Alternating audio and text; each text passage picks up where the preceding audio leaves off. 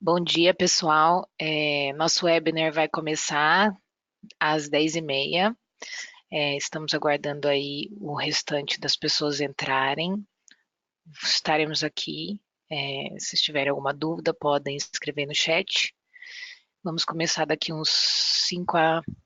Deixa eu ver que horas são. 5 a 10 minutinhos, tá bom? Obrigada.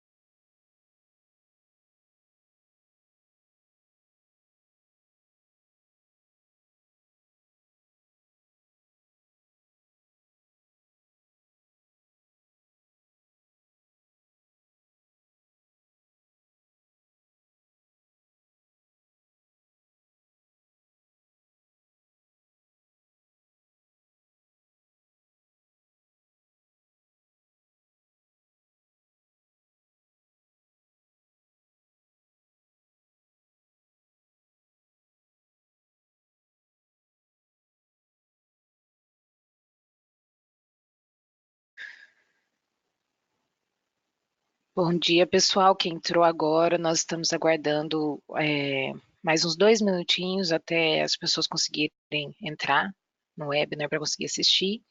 Então, conto com a paciência de vocês. Só mais 2 minutinhos. E já já a gente começa. Obrigada.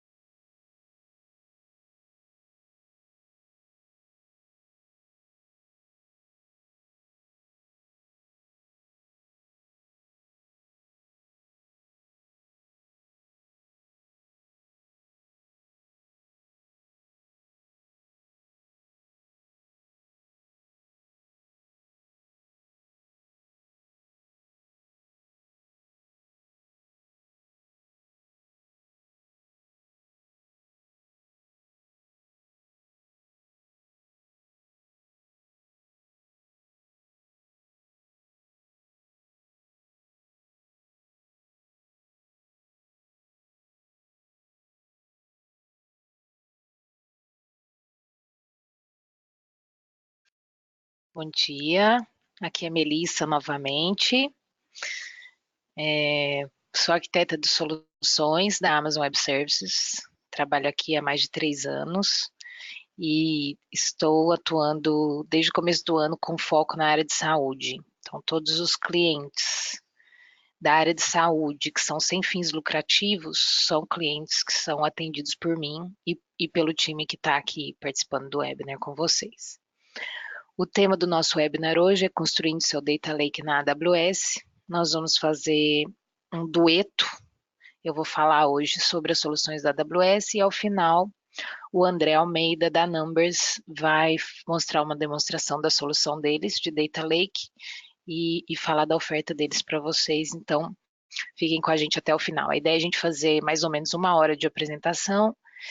Enquanto a gente apresenta, tem um chat que vocês podem ir perguntando, tem o time que está com a gente aqui, eles vão respondendo as questões que não forem técnicas, e ao final, eu e o André vamos responder as perguntas que são técnicas, certo?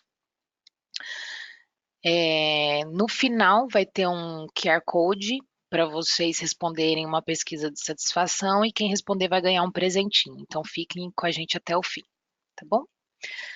Bom, acho que pelo público, né, que a gente viu que se inscreveu, muitos cientistas de dados, analistas de dados, então, para alguns de vocês já é visível, né, a importância de se construir um data lake. Então, esse gráfico na tela mostra empresas líderes em termos de data lakes, foram aquelas que iniciaram, né, as precursoras de construção de data lake. Elas cresceram organicamente seu faturamento 9% a mais do que as pessoas que seguiram, as empresas que seguiram, né? Então, é super importante observar o valor e a importância de se construir um data lake. Só que, óbvio, não é um assunto trivial, né? A gente tem alguns desafios aí que precisam ser enfrentados. Acho que uma mensagem importante é quanto de dado que a gente realmente gera e quanto de dado a gente realmente possui para análise. Então, pela curva, vocês podem observar que a tendência tá desfavorável, né? Então, a gente tem muito pouco dado que a gente consegue analisar, no entanto, geramos muitos dados que poderiam estar nos dando aí valor. Outros desafios é a complexidade, a quantidade de usuários e pessoas e aplicações que teriam necessidade de analisar e processar esses dados e visualizar. e com cada um deles as suas múltiplas formas de acesso, quer seja via API, quer seja via ferramenta de visualização, quer seja por processamento de inteligência, né, notebooks, inteligência, programação e por aí vai, e muitos outros. Mas a mensagem que eu quero que fique é: você está no webinar certo. Se você tem essa necessidade, a AWS está aqui para ajudar. Então, quando você pensa em Data Lake, ou Big Data, ou Open Data, né, o que for a sua necessidade hoje, a nuvem está aqui para ajudar. Então, ela tem todas as características próprias para se construir um data lake. Então, a agilidade, você conseguir montar um ambiente, executar e conseguir insights de forma ágil e rápida. De repente, você vai e testa uma solução, não era muito aquilo que você queria, e você se desfaz daquilo, aquilo custou nada ou praticamente nada, você reconstrói outra coisa para ficar customizado do jeito que o seu negócio precisa. Escalabilidade, então se você pensa, né, que você não precisa mais se preocupar com quanto que você vai crescer para os próximos 5 anos para comprar hardware, para colocar na previsão orçamentária, toda aquela complexidade. Com a nuvem você não tem mais essa necessidade, você provisiona conforme você necessita e paga somente pelo que você usa. Nós temos muitos serviços, né, nós temos mais de 180 serviços. Muitos desses serviços competem, estão dentro da plataforma do nosso portfólio de Big Data, de Analytics, de inteligência artificial. Então, possivelmente, o que você precisar, a gente vai conseguir te atender. É baixo custo, como eu falei, você paga somente pelo que você usa, nós vamos falar um pouquinho sobre isso durante a apresentação. Conseguir enxergar os seus dados, ter visibilidade mais rápido. Então, nós temos várias ferramentas de monitoramento, ferramentas de login. Então, tudo isso para ajudar você a chegar no resultado final mais rápido e várias ferramentas de migração dos seus dados. Não é o foco do webinar hoje, nós temos e já tivemos e teremos no futuro webinars de migração de dados, tá? Como trazer seu dado para a nuvem. Mas nós temos inúmeras soluções, desde de processamentos em batch até praticamente trazer o dado em tempo real para a nuvem. Nós temos várias opções nesse sentido. Então, por isso que a AWS é a solução perfeita para o seu Data Lake. Ainda falando de AWS Data Lake, eu acho que uma mensagem super importante, né, que fica é a possibilidade de você separar a computação do seu armazenamento. Então, a gente vai falar sobre o modelo de análise, né, de Data Lake tradicional, e existe né, um conceito aí já, digamos assim, né, já vencido de armazenar seus dados em uma solução única, gigantesca, cara, difícil de manter, com poucas pessoas que têm conhecimento daquilo no mercado, então você precisa de uma mão de obra especializada e cara para gerenciar e conseguir usar e conseguir extrair valor dessas ferramentas. A AWS está aqui para te ajudar nisso. Então, separar a computação do armazenamento é só um dos benefícios de você usar as nossas soluções.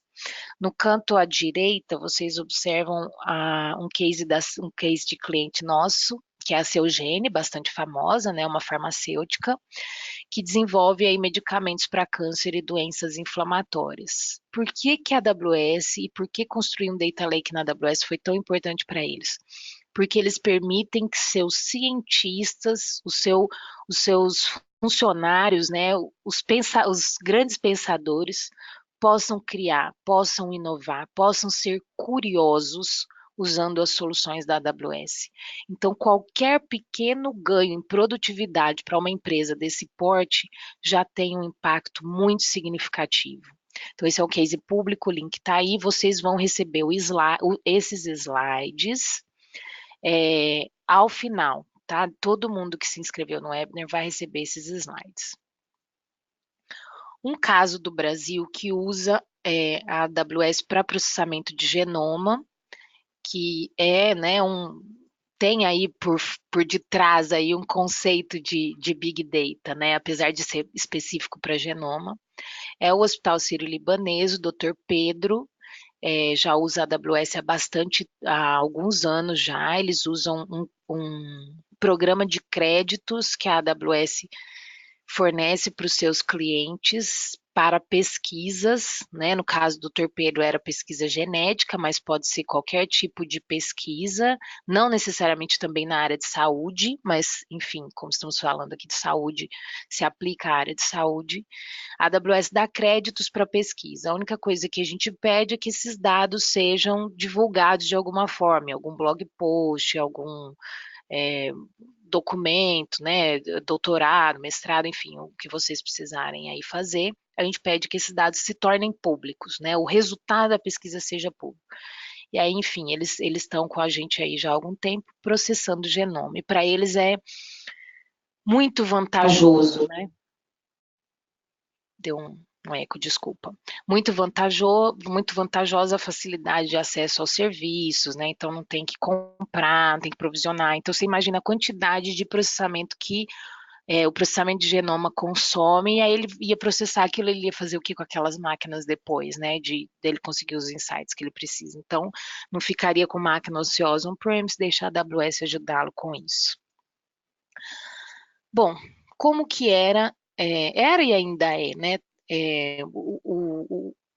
O conceito de analytics, né, o uso de analytics no mercado. A gente fala muito de dados, de data warehousing, e a gente vai explicar a diferença hoje de data warehousing para big data. Então, como que funcionava antes? Você tinha lá seus bancos de dados relacionais, as bases de dados do seu ERP, do seu CRM, os seus blobs, os seus CLOBs, suas imagens, enfim, seus diversos dados aí armazenados em bases de dados, e esses dados eram importados para um data warehouse, e em cima disso fazia-se inteligência artificial. Face inteligência de negócio. Inteligência artificial, não, desculpa. Eram dados relacionais, eram dados que iam no máximo à escala de petabytes. Os dados, né, o esquema desses dados, eles eram definidos antes do dado ser carregado. Então, você tem lá a definição da tabela, a definição das colunas, tipo de coluna, tamanho do registro, enfim, por aí vai. Atualmente, o que a gente chama de data lake é uma camada a mais em cima disso. Então, nada disso se perdeu. Tudo isso ainda é válido, é usado, e muitos dos nossos clientes usam a AWS dessa forma. Mas nós temos outros tipos de dados de dispositivo, dados das aplicações web, sensores de IoT, mídia social e muito mais. E aí, né, o que fazer com esses dados? Então, a gente atualmente tem mais dados sendo gerados, possibilidade de extrair mais valor em cima desses dados, e também a possibilidade de fazer processamento em tempo real e processamento de inteligência artificial, que a gente chama aí de machine learning. Então, não só dados relacionais, como dados não relacionais ou não estruturados. A gente sai do petabyte, vai para exabyte, de escala de exabyte, e diversas formas de custo aí, né? A ideia é economizar em storage. Então, storage, um tempo foi muito caro, hoje em dia não é tão caro assim, né? Para vocês terem uma ideia das nossas soluções mais utilizadas dos nossos clientes, é a nossa solução mais barata. Então, a facilidade de acesso e o custo baixo tem viabilizado projetos de data lake bem significativos. Bom, listamos aí nesse slide o nosso portfólio para data lakes, analytics e IoT. Como eu falei para vocês, são mais de 70, só nesse espectro, né? Então não caberia tudo aí nesse slide, então colocamos alguns que são os mais significativos. No centro de tudo, o armazenamento dos dados. Então, você tem pode ter um armazenamento quente, morno ou frio, e o catálogo desses dados. O que é o catálogo? A possibilidade de você armazenar, indexar, pesquisar, gerir os metadados dos seus dados. E aí, uma vez esses dados estando nesse armazenamento, você consegue fazer uma série de coisas com ele. Então, você consegue colocar soluções de streaming, de vídeo, streaming de dados, streaming de vídeo. Você consegue colocar soluções de machine learning. Eu vou falar bastante da nossa plataforma. Vocês conseguem também colocar soluções de analytics. Falaremos sobre tudo isso em sequência. No slide anterior, a gente citava o que o serviço fazia. Nesse slide, então é um depara, né? Nesse slide, nessa animação que a gente coloca efetivamente o nome do serviço. Então, se você entra na console da AWS para acessar os nossos serviços e você vai pesquisar pelo serviço, é por esses nomes aí que você tem que pesquisar e aí você vai encontrar soluções, ok? Uma arquitetura de referência, as pessoas costumam gostar muito de ver uma arquitetura de referência para dar ideia para eles de como construir um data lake, do que é um data lake efetivamente. Eu acho que é super importante mencionar o ponto central desse slide. Então, assim, Melissa, todo data lake, o ponto central é um S3? Às vezes não, às vezes o ponto central é a nossa solução de data warehouse, a gente vai falar sobre isso hoje. Mas, enfim, o S3 tem as suas imensas vantagens. O que é o S3? É o nosso storage de objetos. Então, nele você armazenaria os seus JSONs, os seus TXT, suas planilhas, laudos, imagens médicas e tudo que você tiver de arquivo, você armazenaria nesse storage e ele seria o que o mercado chama de source of truth, né, a origem da verdade, ou o ponto de origem dos seus dados. E a partir dele você consumiria dados em todos os outros serviços. Então, do canto esquerdo para o S3, a gente tem as ferramentas de ingestão de dados. Como eu falei, não é o foco do nosso webinar, vou fazer um overview aqui. O Glue eu vou falar mais para frente, então vou pular agora. O Kinesis é a nossa ferramenta de ingestão de dados por streaming. Direct Connect é a possibilidade de você ligar um cabo, né, uma fibra do seu data center até o data center da AWS. Snowball é uma caixa como se fosse um HD gigante, né, um serviço na verdade, mas ali dentro temos até 100 terabytes de disco que vão fisicamente para o seu data center, você ingere dados nele e ele volta para o data center da AWS, isso em modelo de ingestão, você também pode fazer o caminho contrário para tirar dados da AWS. E o Database Migration Service, que é o nosso serviço que permite migração, né, migração de bancos de dados, tanto para a AWS quanto saindo da AWS, de bancos homogêneos, migrações homogêneas ou heterogêneas. O que significa migração homogênea? De SQL Server para SQL Server, por exemplo. E heterogênea, você mudar de banco, né? Você fazer uma migração efetivamente de um Oracle para um Postgres, por exemplo, de um SQL para um MySQL. No canto superior, a gente tem indexação, canto superior esquerdo, indexação e catálogo. O Glue poderia estar aí também, porque ele também é a nossa ferramenta de catálogo de dados e metadados, vamos falar mais para frente. Então, nós temos o DynamoDB, que é o nosso NoSQL, banco de dados NoSQL, ou seja, banco de dados sequencial, não relacional. A ideia dele é armazenar dados em modelo chave-valor. Ele também é um banco de dados documento, mas o chave-valor é o seu caso de uso mais comum. E o Elasticsearch, que é o Elasticsearch as a Service, para quem não conhece, uma ferramenta super importante, tá? Se você não tem isso na sua arquitetura hoje, acho que vale a pena você estudá-la. Ela agiliza a indexação, então ela implementa um índice, né, super poderoso para você conseguir pesquisar pontualmente em uma grande quantidade de dados. Da parte de acesso de usuário, então nós temos o Cognito, que é para autenticação, o API Gateway, que o próprio nome já se explica, né? Você expor as suas funcionalidades em formato de API, deixar a AWS gerenciar isso tudo para você, e controle de identidade e acesso. Do lado direito, aí sim nós temos a parte de Analytics, nós vamos falar sobre todos esses, não a fundo sobre o Redshift, então vou falar sobre ele aqui. O Redshift é a nossa solução de Data Warehousing. O André, da Numbers, vai falar mais sobre ele, então por isso que eu não estou aprofundando. Sobre os outros eu vou falar, então não vou falar agora. E a parte de segurança e proteção. Então, você consegue criptografar seus dados e armazenados ou em trânsito, você consegue logar todas as chamadas de API que são feitas, você consegue trazer sua própria chave de criptografia e uma série de outras funcionalidades. Segurança também é um tema bem quente e virá, já teve, faremos outros webinars só sobre isso.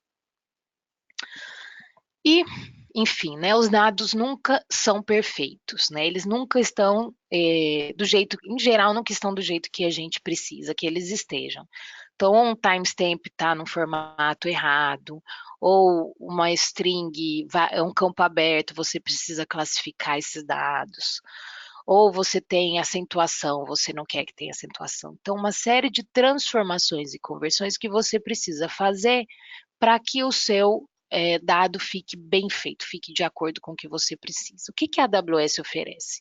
A AWS oferece uma solução chamada Lambda, que é a implementação do conceito de serverless. O que, que é serverless? É você não ter que se preocupar com o servidor, não ter que se preocupar com máquina virtual, não ter que se preocupar com CPU, memória. Eu não quero me preocupar com nada disso, eu quero implementar lá meu código em Python e eu quero que alguém execute isso por mim, se preocupe em provisionar tudo, executar e me dar uma resposta. Então, para isso, nós temos o Lambda. Então, muitos clientes nossos usando o Lambda para scriptar, né? Então, ele pode ser acionado ou algum código chamando ele, então você bota lá na sua implementação chamando um Lambda, ou orientado a eventos. Então, vamos supor que você vai colocar um JSON, né, um arquivo, um TXT ou qualquer tipo de arquivo no nosso storage de objetos, o Amazon S3, e você quer que essa operação, o fato de você colocar esse arquivo ali, dispare uma trigger que já vá processar e já vai tirar a acentuação, por exemplo. Tudo isso sem intervenção humana, então você diminui a probabilidade de erros. Então você coloca isso e deixa a máquina se virar para executar e limpar os acentos para você, certo? Você só precisa colocar ali o seu código. Outra opção que nós vamos falar bastante também é o Amazon EMR. Elastic Map Reduce é a implementação, o MapReduce as a Service na AWS. Então, ele tem vários frameworks, aí ele cita Spark Hive, mas ele tem muito mais do que isso. Ele tem Presto, Hive, Pig, Scoop, por aí vai. Então, se você usa até AR, você consegue rodar até notebook no EMR. Então, ele é bastante flexível e ele implementa o conceito de MapReduce, que é o mestre e os nós fazendo processamento em paralelo, e esses nós, a resposta desses nós são centralizados no mestre e então devolvidos para quem perguntou, para quem pediu o processamento. E nós temos o Glue, que nós vamos falar também bastante sobre o Glue, porque ele é uma das nossas principais soluções em termos de transformação de dados. Então, o que é o Glue? É você rodar os seus jobs ETL, Extract, Transform e Load, para quem não sabe o que é ETL, você rodar os seus trabalhos ETL de forma serverless, novamente, não tendo que se preocupar com máquina, com CPU, com disco, com nada disso. Deixa ele se preocupar com isso. Ele provisiona os containers, ele roda seu código e ele te devolve o resultado. Uma de suas grandes vantagens é que ele escala automaticamente, te dando a flexibilidade de você não ter que se preocupar com a escalabilidade. Ele tem crawlers que rastejam ali, que entram dentro dos seus dados, então, por exemplo, numa planilha, ou no TXT, ou algum dado assim, ele entra dentro desses dados e detecta o tipo do dado, qual é o dado, enfim, ele faz extrai os metadados do seu dado, então você não precisa fazer isso, né? Fica bem mais fácil. E ele tem um Data Catalog, que é um dos seus grandes diferenciais. Então, a partir desse Data Catalog, você cataloga os metadados dos seus dados que estão no S3, por exemplo, e a partir desse catálogo de dados você consegue usar muitos outros serviços da AWS consumindo desse catálogo e fazendo aí análise e processamento a partir desse catálogo de dados. Ele você pode escrever em Python ou Scala, desde que esteja no padrão do Apache Spark. Então, isso é tudo framework de mercado, nada novo aqui para quem já trabalha com análise de dados, certo? E aí? E como extrair valor? Então, pensa que até agora a gente falou do storage, falamos do catálogo de dados que está aí no barquinho em lilás, né? Vamos falar um pouquinho de Analytics? Algumas das coisas eu já falei. O que eu quero falar para vocês hoje é do Athena. O Amazon Athena é um serviço que a AWS disponibiliza para os nossos clientes para fazer query. Então, query padrão do jeito que você faz hoje, só que em dados que estão no S3. Então, olha que coisa inovadora, né? Você conseguir fazer um select em um JSON ou em um arquivo que esteja no storage, sem ali sem ter que fazer uma carga disso no banco relacional ou num data warehousing, sem ter que se preocupar com esquema. Então, eu não quero ter que me preocupar com esquema agora. Por que eu vou me preocupar com esquema? Eu quero fazer uma query só para eu entender esse dado, super rápida aqui. Eu não quero fazer carga, não quero limpar, eu quero só pesquisar. Então, a vantagem do Athena é essa. Então, o que ele faz? Ele implementa o conceito de Schema on Read, ou seja, ele monta o esquema do dado no momento do select e não antes, né? Então, você se preocupa com o esquema só na hora de fazer o select, antes disso, não. Como que o Athena entra em um exemplo de arquitetura?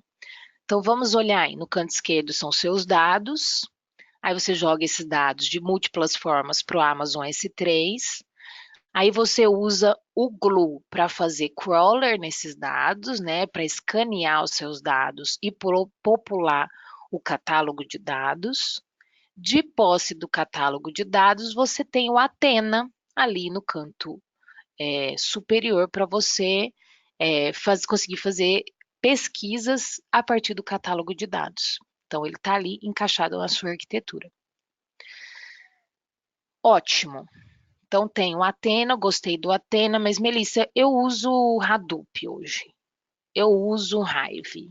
Eu uso Spark. Eu quero continuar usando essas soluções. É assim que eu quero. Você consegue me ajudar? Conseguimos. Você consegue fazer processamento distribuído, você consegue usar esse framework e muitos outros que seriam casos de uso, por exemplo, para genoma, também para ETL, análise de dados em tempo real, pode ser batch, pode ser script, NoSQL. Então, você consegue fazer uma série de coisas nessa solução. Como que ela chama? Amazon EMR.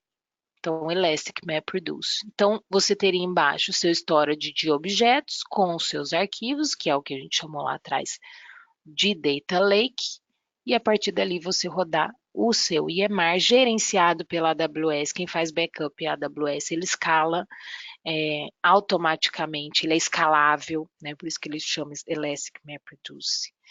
Então, uma série de vantagens aí de você deixar a AWS se preocupar com a infraestrutura, você se preocupa com o seu código. Onde que ele entra na arquitetura? Novamente o mesmo desenho, está ele ali no centro. Então, você tem essas duas possibilidades de se rodar processamento de dados na AWS. Vamos falar um pouquinho de Machine Learning? Então, ótimo, tenho os meus dados, já fiz análise de dados, já carreguei para a AWS. Machine Learning, e não estão todas as nossas soluções aí, a gente tem mais. Como eu falei, não caberia tudo que a gente teria para pôr. Então, temos aqui algumas das nossas soluções. Vou avançar aqui e colocar o lilás. O que é o lilás? O bordô, não sei, né? Esse vermelho mais forte aí. São as soluções novas que a AWS lançou do fim do ano passado para cá. Então, as em branco são soluções que a gente já tinha desde 2016 para frente, e as em vermelho as mais novas. Então, de baixo para cima, a gente sobe. Então, digamos assim, embaixo nós temos os bits e bytes, certo? E aí a gente vai subindo nas camadas de abstração até chegarmos nos serviços de inteligência artificial. Então, na camada de baixo, nós temos GPU, nós temos CPU, nós temos é, é, imagem de máquina virtual com vários frameworks de mercado já instalados, você não precisa configurar. Então, você roda TensorFlow hoje, vem rodar ele na AWS. A AWS é mais de 54% dos TensorFlows em nuvem rodam na AWS. Então, assim, é bastante forte esse número. MXNet e tantos outros. Subindo na camada, nós temos o serviço mais importante, digamos assim, em termos de flexibilidade para se rodar inteligência artificial, que é o Amazon SageMaker. Nós vamos falar um pouquinho mais sobre ele, mas a ideia dele é você rodar algoritmos, treinar seus modelos e colocar em produção os seus modelos usando uma solução, uma plataforma única, novamente, sem ter que se preocupar com infraestrutura. Eu quero que você programe a infraestrutura, quem cuida é a gente. E subindo mais um pouquinho na camada, aí sim, serviços. Então, são serviços que já encapsulam soluções de inteligência artificial. Por exemplo, reconhecimento de imagem ou reconhecimento de vídeo. Então, se você quer reconhecer uma pessoa com base em um banco de dados que você tenha, se você quer reconhecer alguns números e letras de uma imagem, se você quer reconhecer personalidades, se você quer identificar conteúdo adulto ou conteúdo impróprio no vídeo, e tantos casos de uso para ele. Textract também novo, a possibilidade de você extrair texto. Então, ele é um OCR++, digamos assim. Né? Ele é um plus de um OCR, ele é um serviço, ele é mais do que um OCR. Então, você põe um PDF para ele, ou um arquivo para ele que ele não conseguiria, teoricamente, identificar, e ele, então, extrairia para você o texto em bullet points, em formato de tabela, ele entende os relacionamentos dentro de um texto, então ele é mais do que um OCR. Poly é a possibilidade de você programar para ela falar com você com voz quase humana, né, muito parecida com a voz de um ser humano, você consegue simular a pessoa sussurrando, ou expressões de nossa, ou alguma coisa assim, ela é suportada em português. O transcribe é você transcrever textos a partir de um áudio, super importante para quem grava, por exemplo, audiência, ou grava call center e quer transcrever o que foi escrito ali. Translate, como o próprio nome diz, é traduzir. Então, transcribe, translate, poly, todos suportam português. Comprehend também, já vou falar, ok? Então, o translate traduz do inglês para o português para o inglês. O comprehend é a nossa solução que extrai valor de um texto. Então, por exemplo, ele detectaria em um texto se a pessoa está nervosa, se a pessoa está feliz, se tem endereço, se tem localização, se tem data no texto. Então, ele detecta várias informações úteis em texto estruturado. Chatbot é o Amazon Lex, ainda não suportado em português, está no roadmap. E forecast, solução de forecast e recomendação. Então, todos esses aí estão na nossa plataforma de Machine Learning. Vamos falar um pouquinho sobre o SageMaker. O que é o SageMaker? É a nossa solução feita para você construir os seus modelos, treinar os seus modelos e fazer deploy dos seus modelos na AWS. Então, ele já vem com um notebook, ele já tem algoritmos embutidos, você pode, óbvio, trazer os seus. Você treina com poucos cliques de botão, um clique de botão, como está aí, você treina o seu modelo.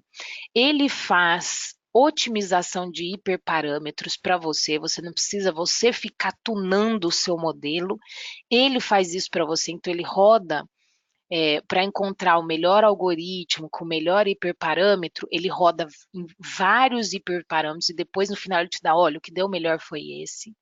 Você faz deploy desse seu modelo em produção com um clique e deixa a AWS escalar para você e gerenciar toda a infraestrutura do seu ambiente de produção. Então, esse é o SageMaker, uma solução robusta e utilizada por muitos dos nossos clientes enterprise, e ele entra ali no final das contas para você, uma vez você tendo os dados, ele treinar os seus dados e fazer tudo aquilo que eu já mencionei. Para finalizar, eu vou citar para vocês como nossos clientes estão usando a AWS para construir os seus próprios data lakes.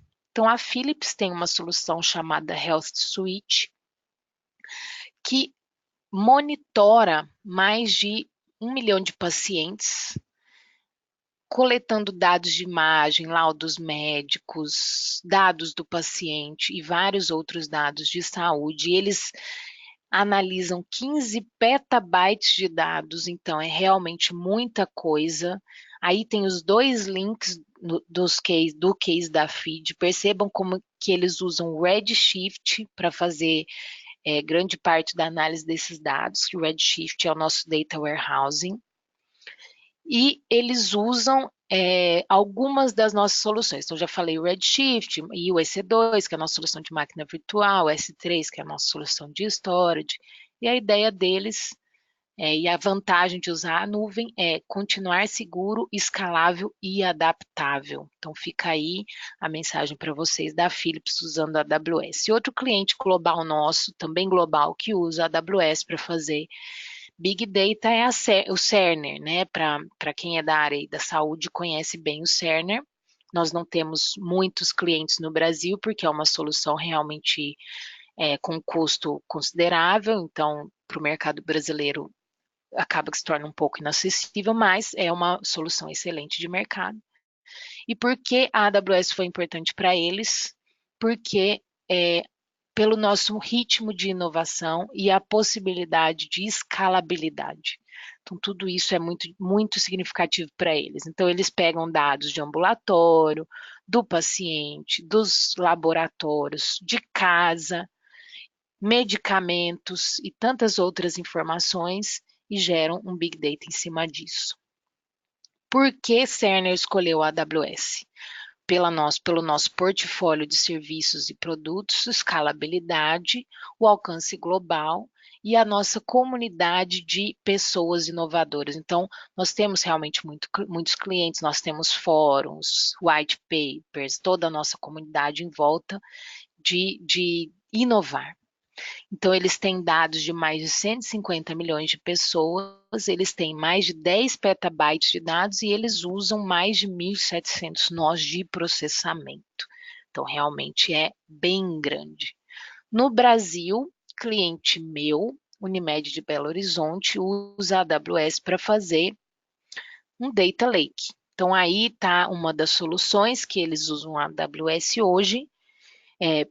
Percebam como eles usam o Athena, eles usam o Glue para catálogo de dados, eles usam o ECS, que é o nosso serviço de container, o Elasticsearch, que eu falei para vocês antes, de indexação de arquivos, e o Kinesis para dados em tempo real. Então, o que, que eles fazem? Qual é o caso de uso da Unimed hoje?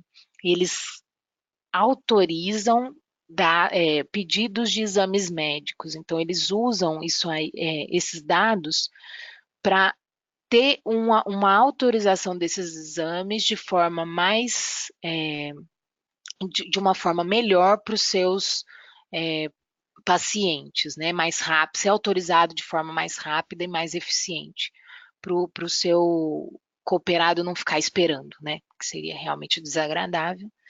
Nesse segundo slide está a arquitetura mais a fundo, com mais detalhes, aí sim com as linguagens de programação que eles usam, com os frameworks de mercado que eles usam, todas as ferramentas de auditoria, então está um pouquinho mais baixo nível esse diagrama.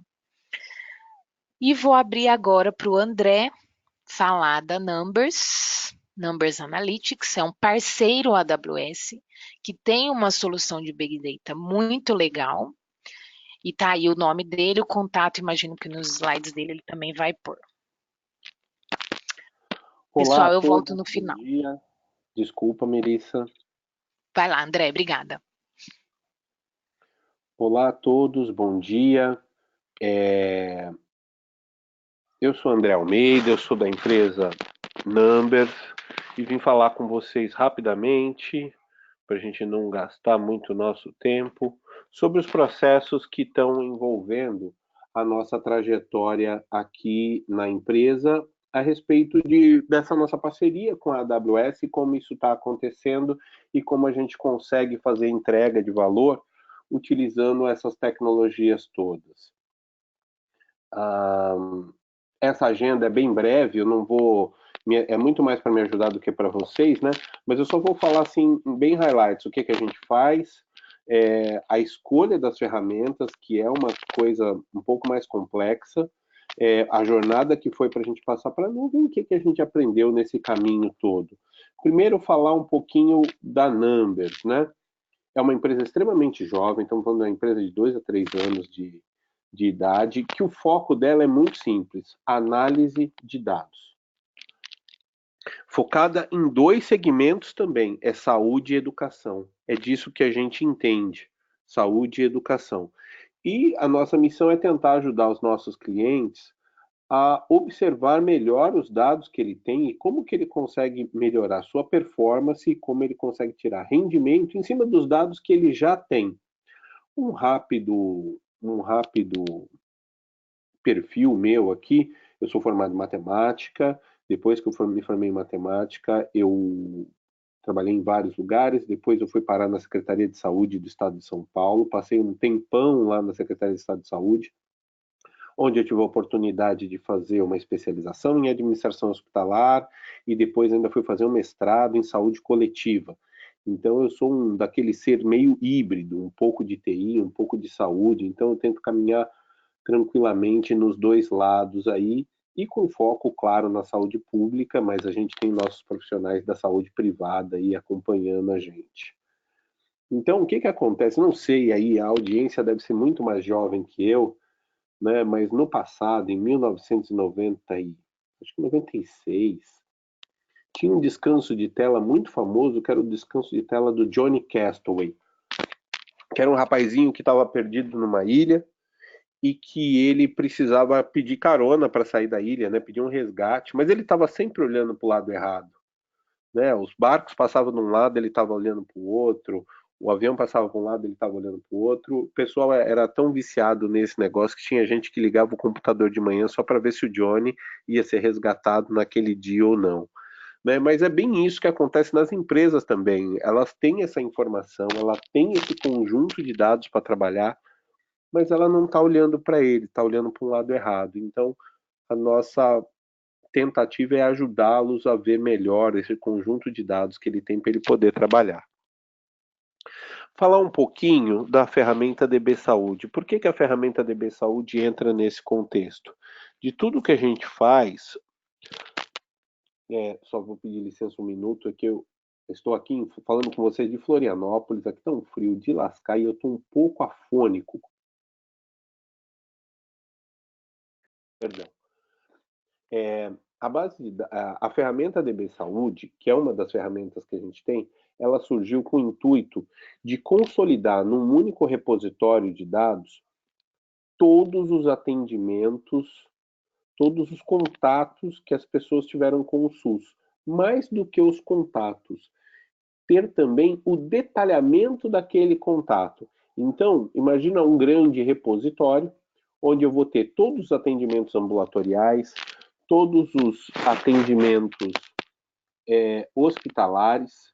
Eu tenho lá também todos os hospitais e todos os profissionais que nesses hospitais trabalham.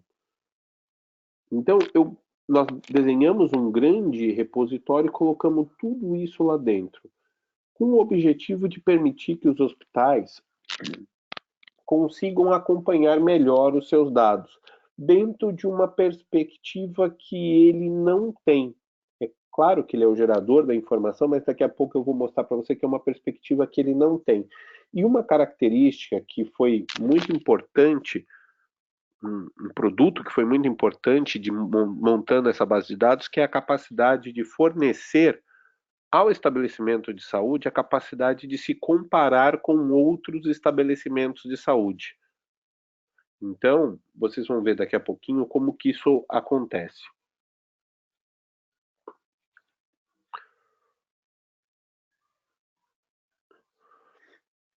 Falando um pouquinho de SUS, é importante a gente entender um pouco dessa volumetria, para vocês terem ideia. O SUS, ele é o maior plano de saúde que existe de forma pública no mundo, né? Não tem para ninguém nessa questão. Para vocês terem ideia, nesse quadro do lado tem a distribuição de leitos, né? A distribuição de leitos no Brasil. Eu estou considerando aí todos os tipos de leitos para os técnicos da área de saúde, só para deixar bem claro, eu estou considerando todos os tipos de leito. Vocês vão ver que existem estados que têm uma participação acima de 70, 75, alguns com mais de 90% de leitos SUS. Então, na média do Brasil, 66%, a gente costuma brincar que 2/3 dos leitos do Brasil são para o SUS. E só 1/3 dos leitos é destinado à medicina privada e suplementar. Né? 2/3 estão com o SUS. Existem estudos que falam que a nossa taxa de SUS dependência chega a 80%, 70%, tem estudo que fala até de 90%, dependendo da região. Mas é um número muito alto, essa é a quantidade da população do Brasil que é dependente desse grande plano de saúde, que é um plano de saúde pública que é fantástico, que foi baseado no modelo do NHS da Inglaterra, e ele é bem interessante. E quando a gente fala dos dados dele, dê uma olhada no que acontece para a gente aqui. Hoje a gente já tem eu não vou me ater nas métricas que a Melissa falou, de não sei quantos tera, peta, hexa, porque quando a gente está no nosso banco de dados, a gente é um usuário de Redshift, então ele tem técnicas de compressão, diversas técnicas por trás, que fica difícil apurar esse número ao fato, mas vamos falar de registros. A nossa base de dados, só para essa parte pública, tá? Só a parte da saúde pública e os bancos de dados abertos, hoje ocupam 12 bilhões de registros. Ela tem um crescimento mensal de 20 milhões em internações e 32 milhões de registros para ambulatorial. E ele mensalmente, ele me reprocessa 744 milhões de linhas. Né? E isso porque nós não terminamos ainda a nossa jornada de adicionar novas e novas bases de dados que existem do sistema público de saúde para dentro da nossa ferramenta. Né? A gente ainda está em etapa de construção, a gente colocou as principais, hoje a gente consegue fornecer muita coisa para os nossos clientes, mas ainda tem muita base de dados para ser lida. Muita base de dados. E a nossa linha de trabalho, eu particularmente optei por uma linha de tabelas planas. Então, a gente não trabalha muito com o modelo mais tradicional Snowflake, a gente trabalha tudo com tabela plana e, por isso, nossas tabelas são muito largas. Então, estamos falando de tabelas que começam com 250 colunas e vai embora. Então, é um processo bem largo aí para trabalho. Por isso que a volumetria não bate um pouco com a volumetria que a Melissa falou, de peta, hexa, porque tem as características do banco também, que compacta muita informação, a característica do modelo de armazenamento, que é colunar, tem vários aspectos técnicos aí que dificultam um pouco a métrica efetiva de quantos terabytes de informação tem lá, mas é um cluster considerável de Redshift que está em trabalho pesado. Falando um pouquinho de como a coisa funciona. Normalmente, deixa eu ver se eu consigo... Normalmente, como funciona? Em todo o sistema de saúde, todo o sistema de saúde, ele é composto pelos prestadores de serviços, uma entidade gestora, e é assim que funciona. Então, eu tenho lá do meu lado esquerdo o hospital, o ambulatório, o laboratório clínico, farmácia, diagnóstico por imagem, vários serviços públicos sendo ofertados. Deixa eu só fazer um rápido parênteses aí para consertar uma coisa. Quando eu falo de serviços públicos aqui, eu não estou falando só dos hospitais que são públicos, porque são do governo do estado, ou da prefeitura, ou do governo federal. Muitos, uma grande maioria dos hospitais privados fazem atendimento SUS e disponibilizam uma boa quantidade dos seus leitos para esse grande comprador de serviço, que são os gestores regionais, a prefeitura ou a Secretaria Estadual de Saúde. Então, não é porque é um hospital privado que ele não tem características de atendimento SUS. Tá? Então, é sempre importante a gente elencar isso. Vários hospitais grandes têm atendimento SUS, eles fazem, é claro que é um atendimento de especialidades selecionadas, mas tem sim leito SUS lá dentro. Tá?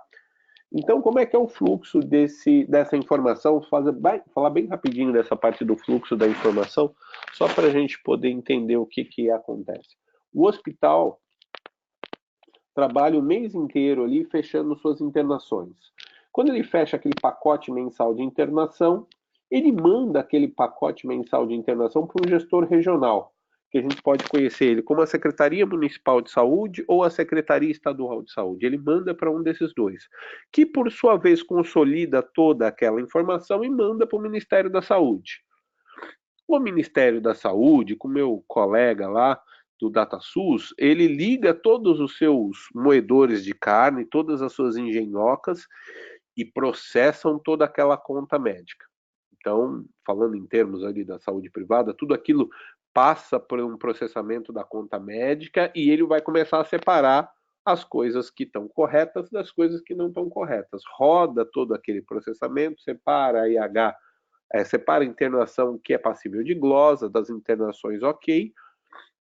Depois de todo esse processamento, ele armazena isso num grande banco de dados e depois disso, por sua vez, ele disponibiliza essa informação na internet de um jeito que é muito pouco prático para as pessoas utilizarem. E é aí que a gente achou uma oportunidade de trabalho nessa dificuldade no manuseio dessa informação. Esse processo se repete para todos os serviços, tá? É para o hospital, para o ambulatório, para o laboratório clínico, para a farmácia, para o centro de diagnóstico, todo mundo segue esse mesmo roteiro. Trabalha o mês inteiro, junta tudo, pega esse pacote, entrega para o gestor regional, que manda para o ministério, que passa no moedor de carne do ministério e, por sua vez, é disponibilizado para todo mundo acessar pela internet de um jeito muito pouco gentil, mas é disponibilizado, tanto que nós utilizamos a mesma fonte de dados. O que a gente desenvolveu? Nós desenvolvemos um grande conjunto de robôs que vai periodicamente para essas fontes de dados, pega o dado e monta o nosso stage. É bem simples, não tem muito mistério. Ele vai lá da fase pública, pega o dado e coloca lá. Em algumas situações, nós podemos intervir em outro modelo de dados, mas aí são situações bem específicas, onde eu não vou pegar no lado público, eu pego lá o que o hospital está preparando para mandar para o gestor, aí entra nos detalhes do processo que quem quiser é só me contactar que a gente entra nos detalhes dele, né, sem problema, mas eu acho que não é para cá, não é para esse momento agora. Ainda tem mais uma opção que é poder pegar a informação direto do sistema de gestão hospitalar ou do sistema de gestão do ambulatório, da clínica, da farmácia, né? Tanto faz qual é o sistema de gestão, a gente tem vários modelos de sistemas de gestão já preparados na ferramenta para conseguir lá e pegar os dados. Mas o importante é esse, a gente tem um robozinho que vai lá, a xereta, pega essa informação e coloca para a gente no nosso stage. Esse stage, depois de consolidado, ele passa por algumas etapas de enriquecimento, né? Então eu enriqueço alguns dados direto com fontes primárias, né? Faço alguns enriquecimentos importantes para a gente usando a plataforma do Google, para a gente pegar, por exemplo, o tempo de deslocamento médio de uma pessoa. Como eu tenho o endereço não, mas eu tenho o CEP de onde ele foi atendido e de onde ele mora, a gente calcula em alguns recortes tempo de deslocamento que essa pessoa gasta para chegar até o serviço de saúde e também se enriquece com os dados do IBGE. Né? Fizemos essas 3 fontes de enriquecimento, passamos tudo isso aí para ir acontecendo tudo de forma bem breve e aí geramos um grande repositório de dados que a gente chamou de DB Saúde, que ele pode ser consumido de várias formas. Ele pode ser consumido por uma ferramenta visual, pode ser consumido pela web, pode ser consumido diretamente por analistas que querem fazer estudos científicos usando ferramentas como o SPSS, ferramentas epidemiológicas como o AppInfo, e ainda pode ser consumido direto pela web com o cliente que a gente disponibiliza para as pessoas. Então, esse é o mecanismo do que a gente faz. E aí vem um ponto, e tudo isso estava pronto no passado, até que chegou uma hora que a gente falou assim, não, o nosso custo está muito alto, era uma empresa pequena, e precisávamos ir para a nuvem. E aí veio a história da ferramenta certa para a coisa certa, porque a ferramenta que a gente tinha para armazenar todo esse dado já era um problema, né? Então vamos identificar quais são as premissas principais que nós tínhamos e vamos pensar como carregar ela para a nuvem, essa plataforma para a nuvem, de forma que a gente conseguisse ter, não é que nenhum impacto, mas tivesse um impacto pequeno. Nós fizemos um grande desenho, consideramos 3 coisas importantes. O nosso dado, ele já vinha com layout definido, né? A fonte de dados original era uma fonte de dados que já vinha com layout definido. Eu tinha muito pouco informação que estava sem esquema. Então, todo o conjunto veio com layout definido. É fundamental a capacidade de liberar para os usuários consultas ad hoc. Ele tem que ter a capacidade de fazer o estudo que ele acha interessante no tempo de execução. E eu tenho uma vantagem que para esse produto, para o produto DB Saúde, o meu tempo de janela de carga é muito amplo, porque cada informação daquela tem uma janela de atualização mensal. Então, nós tínhamos janela de atualização. Então, considerando essas premissas, nós fomos trabalhar, e aí é a parte que para a gente, depois eu vou falar para vocês lá na parte de lições aprendidas, que é uma parte difícil e vale a pena contactar um especialista, porque como a Melissa falou, eu acho que a Melissa falou que era um portfólio de mais de 180 serviços. Cara, mas e assim, visão particular minha, cada serviço daquele se desdobra em um monte de pedacinho. Então, sem um especialista, tem risco de não estar usando toda a capacidade que o provedor que você escolheu tenha, mas eu vou falar um pouco mais disso lá na parte de lições aprendidas, só para vocês entenderem como que nós desenhamos na prática como ia ficar antes de fazer. A gente usa a internet para obter as fontes de dados. Infelizmente, as nossas fontes de dados não são fontes de dados triviais de uso.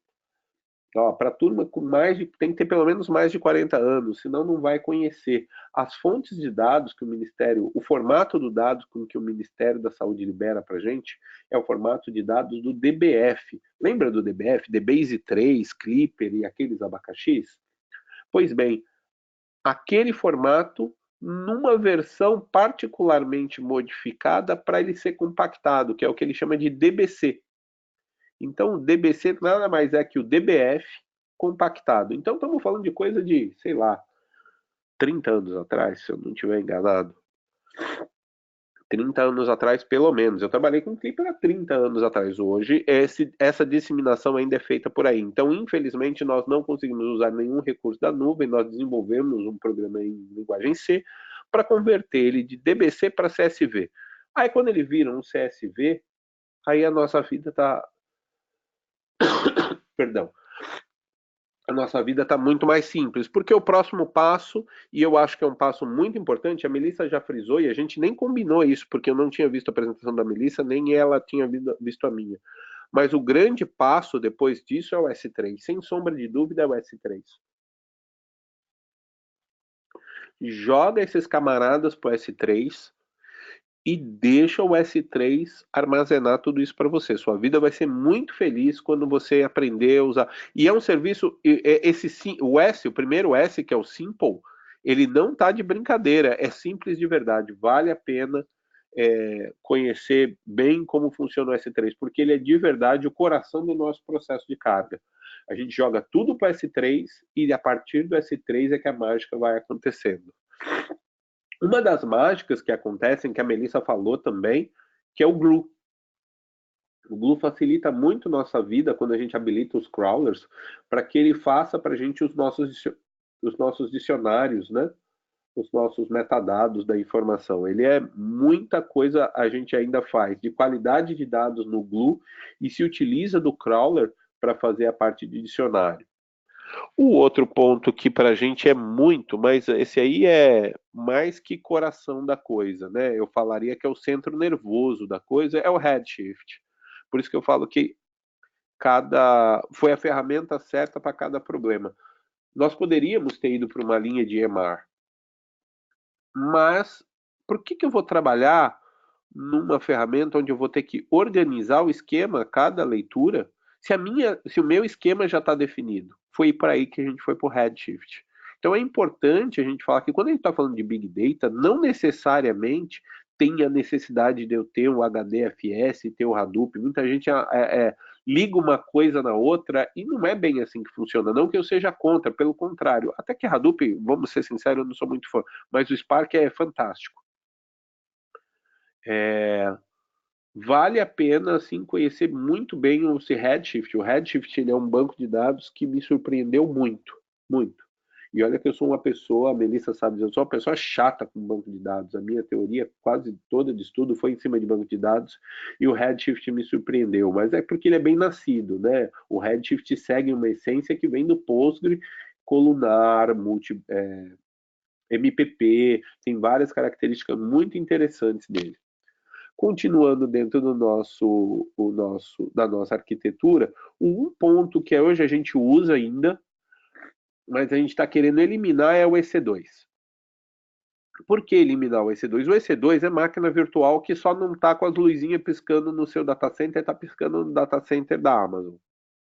Significa que você ainda tem que olhar para o sistema operacional, significa que você tem que ter cuidado, zelando por recurso da máquina, porque a máquina já está dimensionada, mesmo tendo algumas que têm característica de elástico, né? Nós estamos numa jornada onde a gente quer serviço gerenciado, como é o Redshift, né? A gente está nessa jornada, eu já venci eu, André, tinha uma resistência muito grande com o serviço, especialmente quando eu estava falando de banco de dados, porque era muito provável haver casos de skill, de desbalanceamento do cluster, de várias coisas, mas aí esse o meu último componente aqui de baixo, que é um componente que virou, assim, para mim,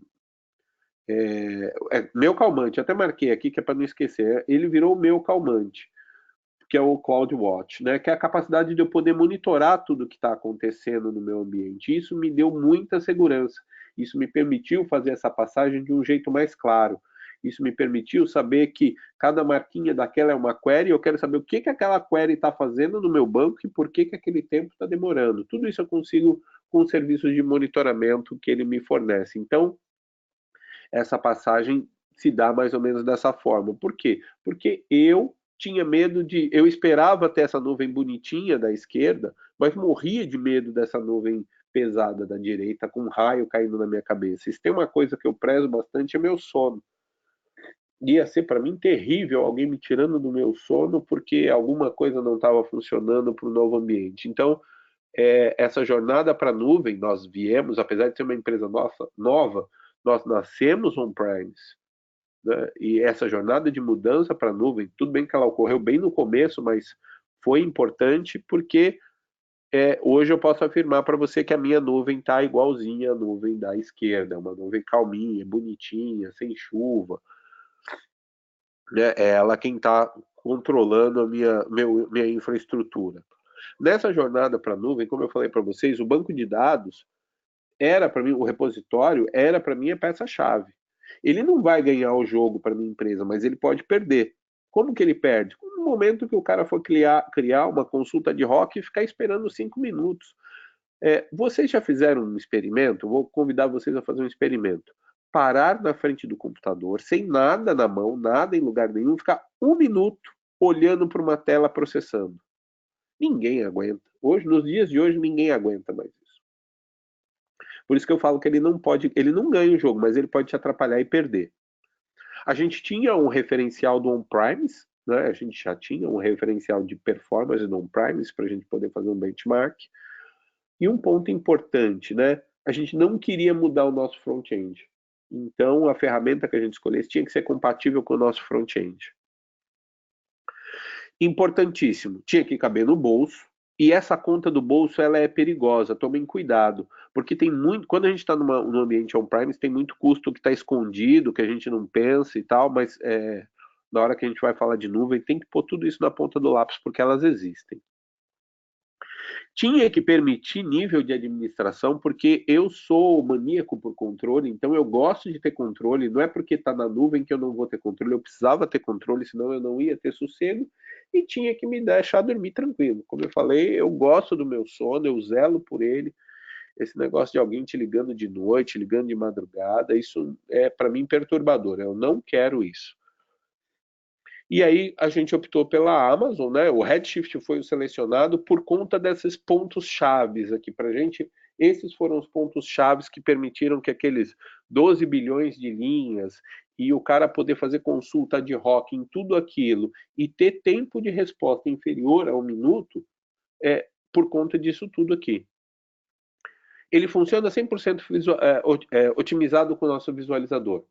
Então, as consultas, já a Amazon tem uma parte que é muito interessante, que ela trabalha com as outras empresas, e eu fiquei sabendo disso não pela Amazon, mas pelas outras empresas, para tentar otimizar as consultas que vão para o Redshift.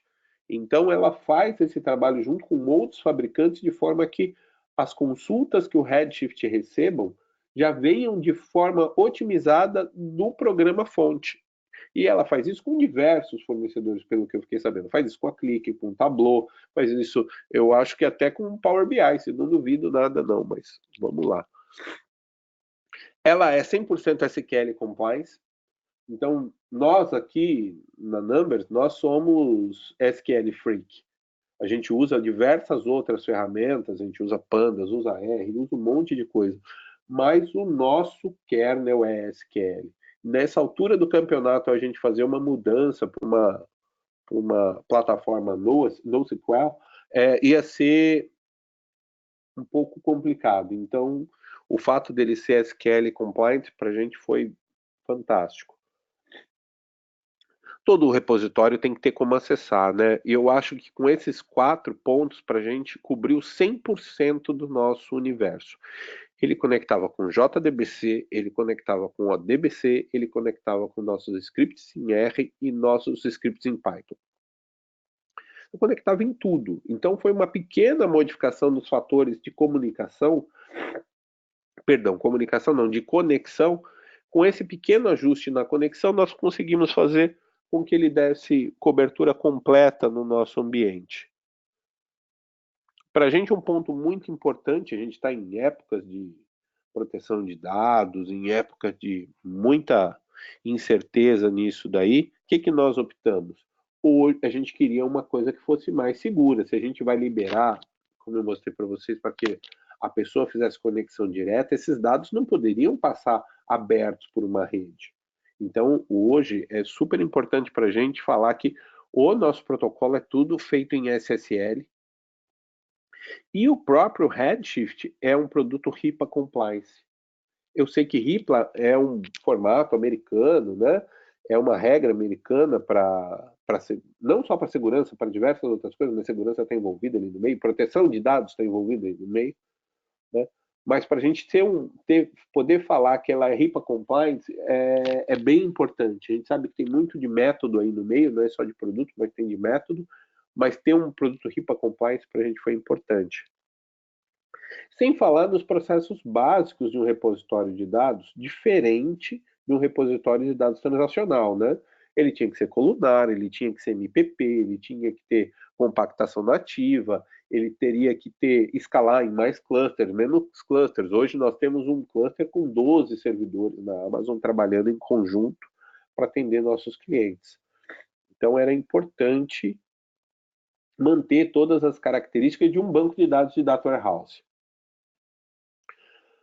Essas aqui são alguns refreshes de alguns pedaços das nossas telas que, para mim, foram pontos muito importantes.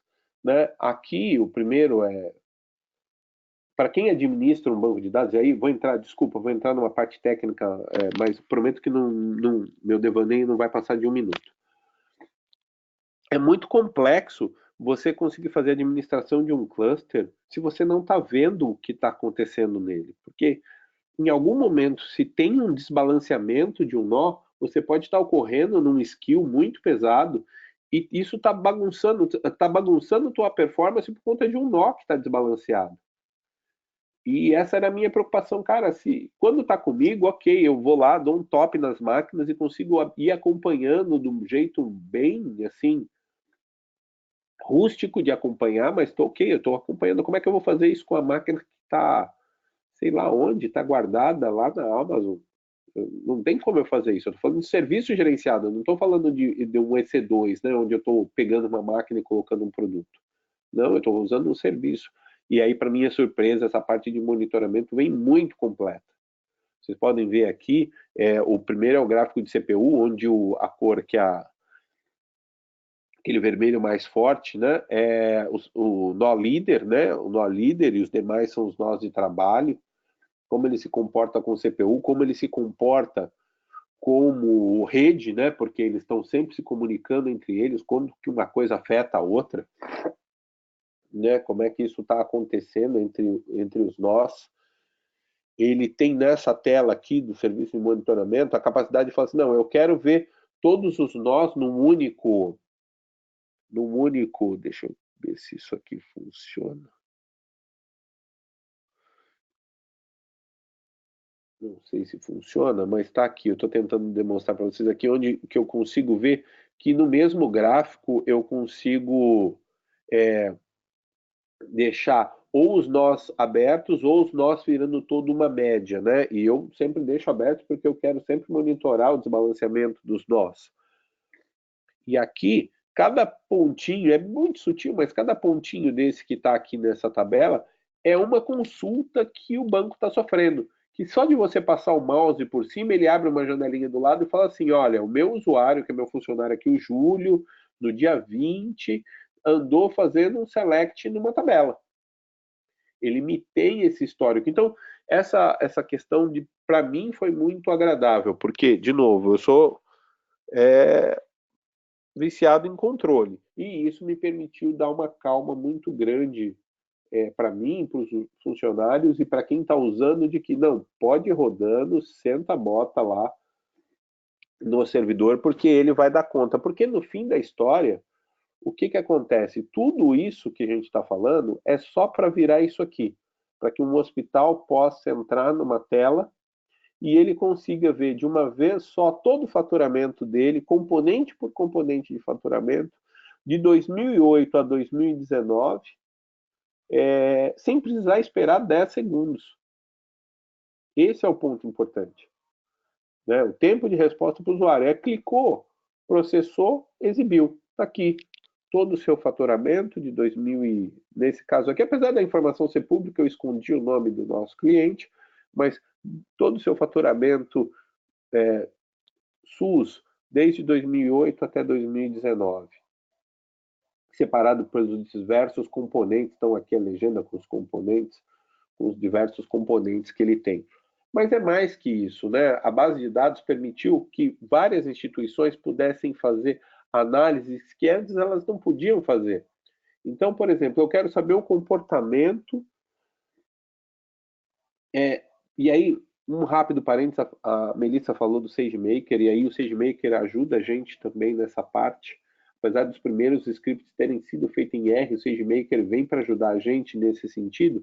A gente fez um cluster a gente trabalhou numa clusterização de cidades de saúde, mas não mais pelas suas características físicas, e sim pelo seu comportamento. Comparar a instituição de saúde é a coisa mais cruel que tem no mundo, né? Porque se você vai comparar pelo porte, você pode comparar um hospital especializado com um geral. Se você pega por especialidade, você vai comparar um hospital gigante de 1.000 leitos com um hospital pequenininho de 50 leitos. Então, a gente conseguiu fazer, usando técnicas de machine learning, clusters para que a gente possa agrupar. Então, aqui, por exemplo, eu peguei a Santa Casa de São Paulo, que é onde eu estudei, O meu procedimento que eu peguei para análise, eu peguei aqui um procedimento bem simples para não dar nenhum tipo de comprometimento para ninguém que aparecesse aqui, foi parto e nascimento, né? Parto clínico, não é nem parto cirúrgico, né? Não é nem cesariana, é um parto clínico. E como que esse parto se repercute nas instituições que têm o perfil da Santa Casa de Misericórdia. Então ele separa ele estratifica isso tudo em tempo de clique, tá? Quem é? Ele fala que, olha, parecido com a Santa Casa de Misericórdia de São Paulo, tem o IMIP em Pernambuco, tem a Santa Casa de Belo Horizonte, tem o Hospital do Rocio, no Paraná, tem a própria Santa Casa, tem o Hospital das Clínicas de São Paulo e o Hospital Nossa Senhora de Conceição do Sá de Porto Alegre.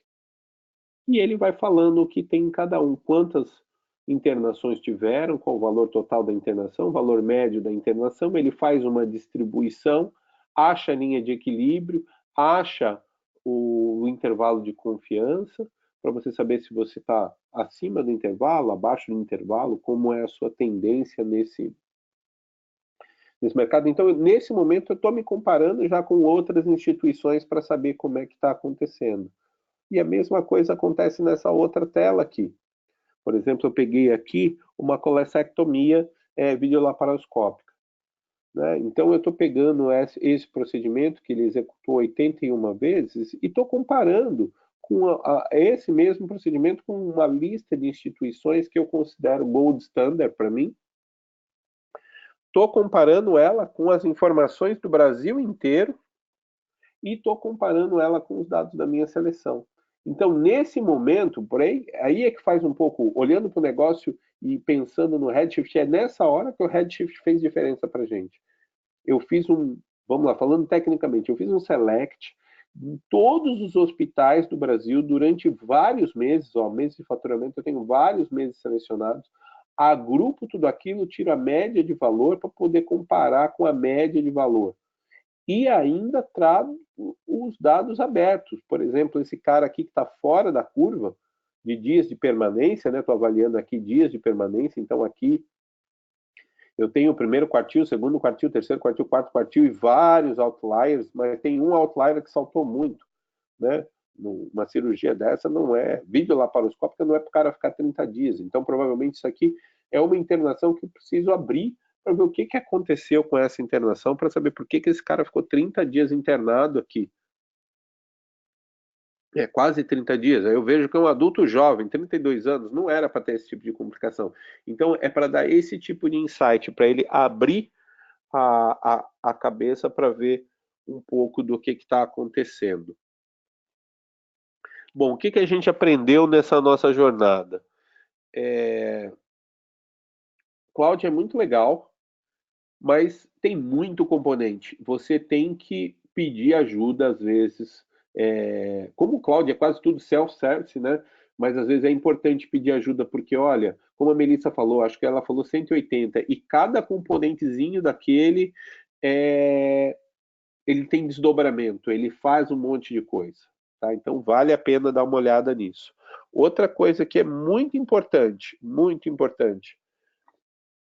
Imagina o seguinte, quanto que a Amazon não investiu para fazer um serviço gerenciado? Eles devem ter investido muito, muito para fazer. Ela não é líder à toa. E se ela investiu tanto tempo com tantos profissionais, cara, faça um teste no serviço gerenciado. Vamos tentar reduzir esse nosso hábito do EC2. O EC2, para mim, é uma coisa que hoje em dia está superado e eu vou aos poucos tentando eliminar aqui na minha empresa o uso do EC2. Outro ponto importante, de novo, cloud é muito self-service, mas tem suporte. Cara, não passa aperreio à toa. Tem suporte, posso falar do que eu já usei e o que eu usei funciona. E eles são bons. Cara, aciona que vai vir bem. E por último aqui, né? Tem diversão, mas também tem transpiração, cara. A minha experiência é que não tem atalho para isso, né? A Melissa me ajudou muito. A gente montou um primeiro cluster, o primeiro cluster não deu desenho, voltamos para um segundo cluster maior. Ela foi me ajudando nesse processo. A Melissa co-participe aí desse nosso processo de ir para o cloud, porque teve muita transpiração, sobe o cluster, só popula, puxa, não ficou no desenho adequado, remodela as tabelas, tem que estudar, não tem muito jeito não, viu? Não tem como fugir dessa parte de transpiração. Bom, era isso, eu tô vendo que o tempo, a gente fala demais, eu e a Melissa aqui, o tempo já passou de monte. Olha, é uma duplinha faladora aqui, viu, André? Poxa vida, a gente fala demais. Então, estou devolvendo para vocês. Queria agradecer a participação de vocês. Tá aí com todo o material e contato que vocês possam precisar. A gente está sempre aberto para bater papo com quem for e sobre o que precisar daí da gente, tá? Melissa, contigo agora. Ok, obrigada, André. Show demais. Tenho dois recados. Primeiro, quem preencher a pesquisa de satisfação que está mostrando aí na minha tela, tem o QR Code. A gente vai mandar o link para vocês, quem não tiver leitor de QR Code. Quem responder até dia 28, de uma semana para hoje, ganha $30 para usar, aplica na console e usa em qualquer serviço da AWS para testar. Outro segundo recado, dia 17 de setembro, mês que vem, nós estaremos em Brasília fazendo um Initiate Day. Quem estiver em Brasília, eu conheci pessoas em Brasília, é um dia de palestras introdutórias para quem está começando a estudar a nuvem, um dia inteiro de várias palestras. Tem palestras técnicas e palestras de negócio. A gente também vai mandar o link para vocês se inscreverem, compareçam. Vou mudar aqui rapidamente a tela, só para vocês terem novamente nossos e-mails. Quem tiver dúvida, eu recebi duas perguntas sobre InterSystems e cachê. Sim, nós temos InterSystems e cachê rodando na AWS em máquina virtual, rodando em EC2, não em serviço gerenciado, mas temos com alta disponibilidade, um caso de uso super legal. Não posso falar o nome do cliente, porque eu não tenho, ele não permitiu ainda, mas rodando em produção, ok? E assim, isso é um que eu pensei aqui, mas temos vários. E Uma perguntaram coisa também, importante, deixa eu só o completar um negocinho desse do cachê. Assim, não a questão de saúde em banco de dados no mundo nasceu com cachê. Então, se você quer trabalhar com saúde, tu vai sempre se deparar com um cachê pela frente. Ele não é inimigo, de novo, as pessoas às vezes, como ele é um banco de dados diferente, as pessoas às vezes se assustam um pouco. Não, ele não é inimigo, ele é legal, viu? Gosto dele, ele é bem porreta. Obrigada, André. Outra pergunta sobre previsão do Comprehend na versão médica, né, que faz análise de receitas, prescrições, dados médicos. Em português ainda não é suportado, tá? Está no roadmap, mas ainda não é suportado.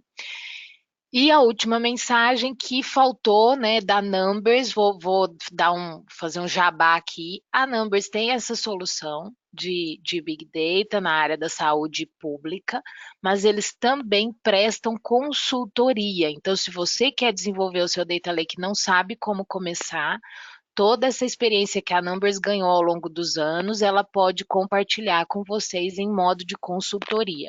Fale diretamente com eles ou fale com a gente. Estamos aqui para ajudar vocês a fazerem seu Data Lake. Tá bom? Vou Obrigado, voltar no Melissa. QR Code. E muito obrigada, André. Muito obrigada a todo mundo que ficou e até a próxima.